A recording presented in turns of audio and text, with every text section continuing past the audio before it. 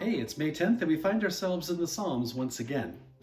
Now, Mother's Day always happens on the second Sunday of May. It can be as early as May 8th and as late as May 14th. Now, although we should let mothers know every day how much we appreciate them, we should especially remind them how much we care and appreciate them on Mother's Day. One of the reasons why we appreciate mothers so much is because of the many different roles that they have to play. One of those roles is that of a judge, determining who is guilty and should be punished, as well as who is innocent and needs their protection. Today's 4 Psalms focus on God as our judge, how he administers perfect justice on both the righteous and the wicked.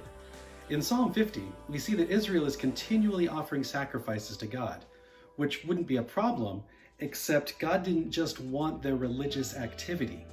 God wanted his people to thank him for what he had done, and to call upon him for help, and to see him at work in their lives. This would lead to the true worship God desires from their heart. In verse 23, God said, "The one who offers thanksgiving as his sacrifice glorifies me. To one who orders his way rightly, I will show the salvation of God." Then God warns the wicked. In verse 16 he says, "What right have you to recite my statutes or take my covenant on your lips?" You see, the wicked may talk about God and his word, yet they delight in evil. God had been silent so far, and the wicked misunderstood his patience for approval. In verse 21, God said, "You thought that I was one like yourself." Then he warned them to turn from their sin before he had to punish them.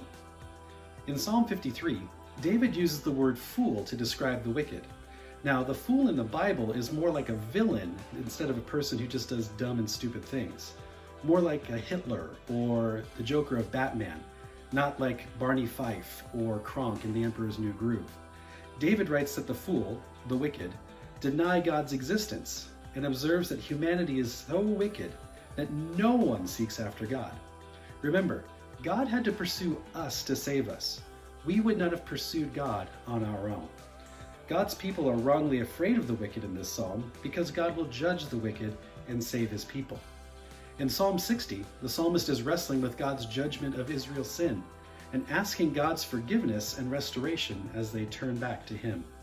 And in Psalm 75, God is to be praised, for he fairly judges both the wicked and the righteous. So what can we take away from today's passage? God is a perfect judge. He protects the righteous and punishes the wicked. No one gets overlooked. No one gets away with sin. And God is a merciful judge.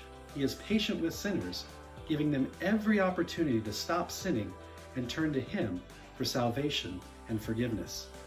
My prayer for us today is that we thank and praise God for his mercy and his justice, that we would cry out to him for help so that we experience his protection instead of his discipline or his punishment.